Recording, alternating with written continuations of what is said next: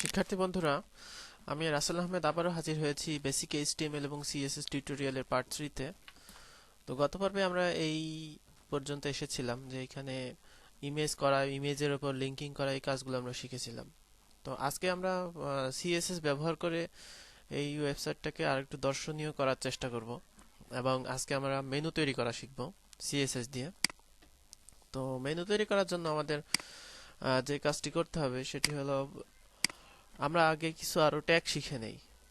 ট্যাগের মধ্যে রয়েছে লিস্ট ট্যাগ, যেমন আমরা বডিতে আগে যা আছে সেটা থাকলো। এখানে আমরা যদি লিস্টের ট্যাগ করতে চাই, প্রথমে আমাকে দিতে হবে ইউএল। ইউএল কথাটির হচ্ছে আনঅর্ডার্ড লিস্ট, অর্থাৎ এই লিস্ট করলে কোনো অর্ডার দেখাবে না। আর আরেকটা লিস্ট আছে ওএল লিস্ট, অর্থাৎ অর্ডার্ড লিস্ট এবং এটা নাম্বার 1 2 3 এরকম দেখাবে। তো আমরা এখানে ইউএল এর মধ্যে আপনাকে অবশ্যই এলআই তৈরি করতে হবে। তো আমরা লিস্ট 1, তারপরে লিস্ট 2, লিস্ট 3, লিস্ট 4 ইত্যাদি। তো এটা যদি আমরা প্রিভিউ দেখি, দেখা যাবে যে এটা আমাদের এইখানে এই যে লিস্টটা চলে আসছে। তো এটা হচ্ছে আনঅর্ডার্ড লিস্ট। আমরা যদি অর্ডার্ড লিস্ট করি, কিভাবে এটিকে যদি কপি করে আনি, সেক্ষেত্রে প্রথমে ইউএল এর জায়গায় আমরা ওএল দিয়ে দিলাম। তো এভাবে যদি আমরা এখন দেখি, দেখা যাবে যে নাম্বার 1 2 3 4 এগুলো আসছে। তো আপনি চাইলে এখানে এবিসিডি 1 2 3 এরকমও করতে পারেন। তো এটা হচ্ছে আনঅর্ডার্ড লিস্ট এবং অর্ডার্ড লিস্টের কাজ। তো এরপরে আমাদের আমরা আজকে মেনু তৈরি করা দেখব। মেনু তৈরি করতে হলে কি রকম থাকে, যেমন প্রথম আলো যদি আমি পেপার ওপেন করি, প্রথম আলো পত্রিকা যদি আমরা ওপেন করি, দেখবো যে এখানে মেনু আছে। এই যে মেনু, আমরা ড্রপ ডাউন তৈরি করব না, শুধুমাত্র এইগুলো দেখছি। এগুলো এই যে মেনুটা, এই মেনু যদি আমরা তৈরি করতে চাই, সেই ক্ষেত্রে আমরা এখান থেকে অবশ্যই মেনুগুলো লিঙ্কিং হতে হবে। খেয়াল করেন, এখানে কার্সর নিলে দেখাচ্ছে একটা লিঙ্কিং। ঠিক আছে, অর্থাৎ এটা একটা লিঙ্ক এবং লিস্ট আকারে এগুলোকে করতে হবে। যেমন আমরা যেটা করেছি আনঅর্ডার্ড লিস্ট, সেটার মধ্যে প্রত্যেকটাকে লিঙ্কিং করে দেয়। যেমন লিস্ট 1 এর আগে একটা এ দেব এবং এর শেষে একটা এ দেব, এবং এটাকে href দিয়ে লোকেশন দিতে হবে, নাহলে তো হবে না। তো আমি আপাতত এটা ব্ল্যাঙ্ক রাখলাম, প্রত্যেকটাতে আমি এভাবে দিয়ে দিলাম, এবং এটাতে প্রত্যেকটাতে আমি এভাবে দিয়ে দিলাম।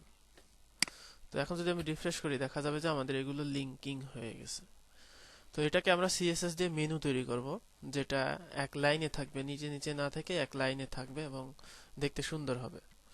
তো সেটা যদি আমি করতে চাই, সেক্ষেত্রে আমাদের যে সিএসএস ফাইলটা আছে, আমরা লিঙ্কিং করেছি এর আগে, সেই ফাইলটাকে আমরা এইচটিএমএল এ ওপেন করব। তো এখানে খেয়াল করুন, আমরা এখানে মেনুকে একটা ক্লাস অথবা আইডি দিয়ে দিব, বা এমনিতেও চিহ্নিত করা যায়। তো সেক্ষেত্রে এমনিতে চিহ্নিত করলে অন্য যে আনঅর্ডার্ড লিস্ট আসবে ডকুমেন্টে, সেগুলো মেনু হয়ে যাবে। তো আমরা এটাকে একটা ক্লাস দিয়ে চিহ্নিত করি, ইউএল ক্লাস মেইন মেনু, আমরা এর নাম দিলাম। তো এখন যদি আমি এটাকে সিলেক্ট করতে চাই, অর্থাৎ ইউএল কে সিলেক্ট করতে চাই, সেক্ষেত্রে আমাকে ইউএল দিলেই হবে এখানে। তো আমরা যদি এখানে এলআই কে সিলেক্ট করতে চাই, সেক্ষেত্রে মেইন মেনু এলআই। যদি এ কে সিলেক্ট করতে চাই, সেক্ষেত্রে মেইন মেনু এলআই এ।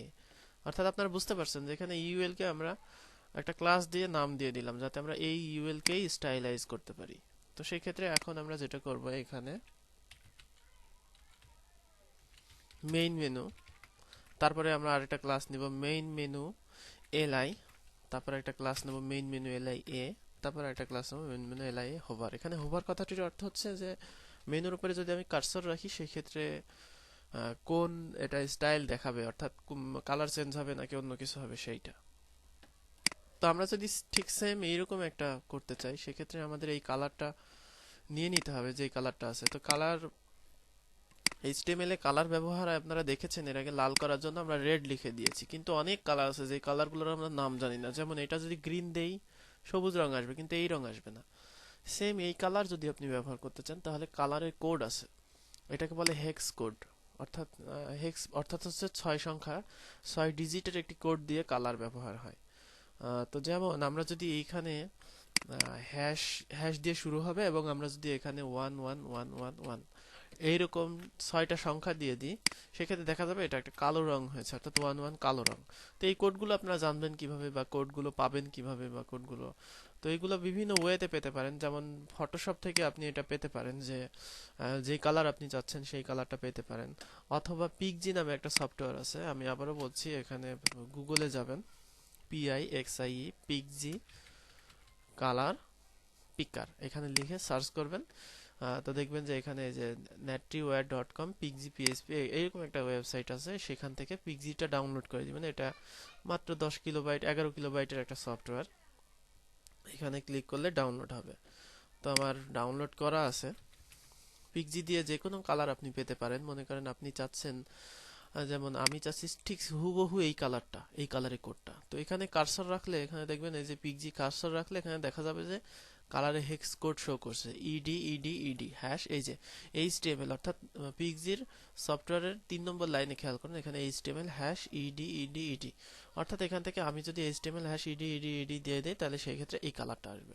তো আপনি যদি এই কালার কোডটা কপি করে নেন, সেক্ষেত্রে কন্ট্রোল অল্টা সি চাপতে হবে, অর্থাৎ কন্ট্রোল সি নয়, কন্ট্রোল অল্টা সি চাপলে এখানে দেখবেন যে আপনার কালার কোডটা কপি হয়ে গেছে। এখন যদি পেস্ট করেন, সেই ক্ষেত্রে সেই কালার কোডটা কপি হবে। এখন যদি আমি পেজটা রিফ্রেশ করি, দেখা যাবে যে আমার সেই কালারের এটা হয়ে গেছে। তো এভাবে আমরা কালার পেতে পারি। এখন যেটা দেখবো সেটা হচ্ছে, আমরা মেইন মেনু যেটা, সেটা ডিফল্ট ভাবে কিছু মার্জিন প্যাডিং এসে যায়, সেটা আমরা রিমুভ করার জন্য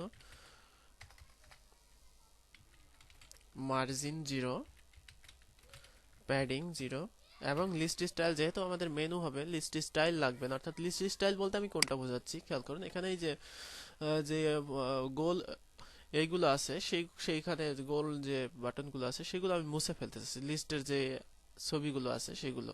তো সেই জন্য আমাকে করতে হবে লিস্ট স্টাইল নান।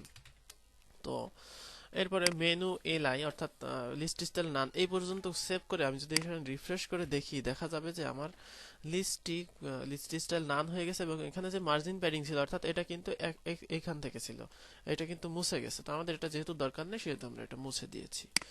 তো মেইন মেনু এলআইতে যেটা করব, ফ্লোট লেফট, অর্থাৎ সবগুলো ফ্লোট লেফট হবে। ফ্লোট লেফট কথাটির অর্থ হচ্ছে এই মেইন গুণগুলো নিচে নিচে না থেকে ডানে ডানে এরকম হবে। এখন যদি রিফ্রেশ করি, দেখা যাবে যে এইখানে এই যে।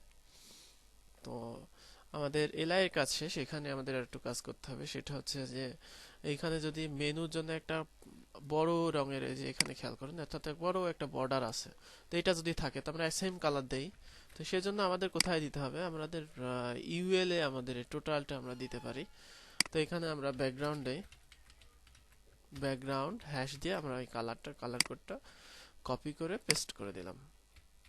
এখন আমাদের এখানে শো করবে না, এখানে আমাদের যে একটা ডিআইভি নিতে হতো, যাই হোক আমরা ওইটা না দিয়ে এখন আমরা যেটা দেব সেটা হচ্ছে মেইন মেনু এলআইএ, যেটা সেটাতে আমরা চাচ্ছি যে ব্যাকগ্রাউন্ড হোক এবং এটা একটু প্যাডিং হোক। অর্থাৎ প্যাডিং বলতে বোঝাচ্ছে যে লিস্টগুলো এর সাথে লেগে লেগে আছে, এটা যাতে না হয়, এবং ডান দিকে যেন একটা সেপারেটর থাকে। তো সেই জিনিসগুলো করতে হলে আমাকে প্রথমে যেটা করতে হবে সেটা হচ্ছে ডিসপ্লে ব্লক, তারপরে এখানে আমাদের দিতে হবে প্যাডিং, আমি দিলাম 10 পিক্সেল। তো এই দুইটা দেওয়ার পরে আমরা দেখে আসি যে কি অবস্থা হলো। এখানে রিফ্রেশ করলে দেখা যাবে যে এটা ডিসপ্লে ব্লক হয়ে গেছে এবং প্যাডিং হয়ে গেছে। তো এটার ব্যাকগ্রাউন্ড আমরা দেব। তো আমরা ওই ব্যাকগ্রাউন্ডটা দিলে দেখা যাবে আমাদের ব্যাকগ্রাউন্ডটাও চলে এসেছে। তো এখন এটার কালার দেখুন, এখানে ব্যাকগ্রাউন্ডের মধ্যে এখানে কালো রঙের কালার আছে, এবং এটাকে যদি আমি হোভার করি তাহলে সাদা রং হচ্ছে। সেটা যদি করতে চাই তাহলে আমরা আগে কালো রংটা দিয়ে দেই, কালার হ্যাশ 000, এবং টেক্সট ডেকোরেশন নান করে দিলাম, যে ডিফল্ট ভাবে আসা আন্ডারলাইনটা যেন মুছে যায় সেই জন্য। তো খেয়াল করেন এখানে আমাদের হয়ে গেছে, এবং ডান দিকে একটা বর্ডার থাকলে ভালো হতো। তো বর্ডারটা আমরা দেই। বর্ডার দিতে হলে আমরা এলআই কে বর্ডার দিব, সবসময় বর্ডারটা দিতে হবে এলআই কে।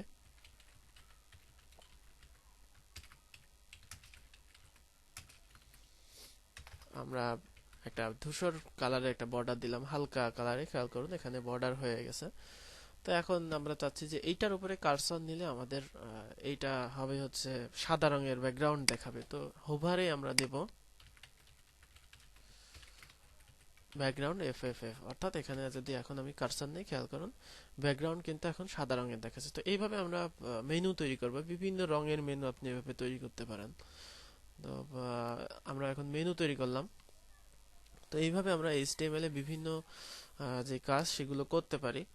তো আমাদের মেইনলি যে কাজটা শিখতে হবে সেটা হচ্ছে ডিআইভি ব্যবহার করে। যেমন একটা ওয়েবসাইট কিন্তু এই যে এই কোণা থেকে শুরু হয় না, একটা ওয়েবসাইট থাকে কিভাবে, যে মাঝখানে থাকবে, এটা ব্যাকগ্রাউন্ড থাকবে, মাঝখানে একটা ওয়েবসাইট থাকবে। তো এই রকম যদি করতে চান সেক্ষেত্রে আপনাকে অবশ্যই এটা মাঝখান দিয়ে করতে হবে।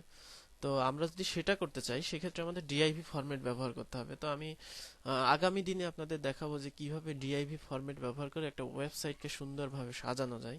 তো সেই টিউটোরিয়ালের আমন্ত্রণ জানিয়ে আজকে এই পর্যন্ত শেষ করছি। আপনারা অবশ্যই এই টিউটোরিয়ালের সোর্সটি ডাউনলোড করে এই মেনু তৈরি করাটি প্র্যাকটিস করে নেবেন, কারণ আমরা যখন ডিআইভি তে করব তখন এই এই টিউটোরিয়ালটার লাগবে, এই মেনু তৈরি করাটা লাগবে। তো ধন্যবাদ সবাইকে।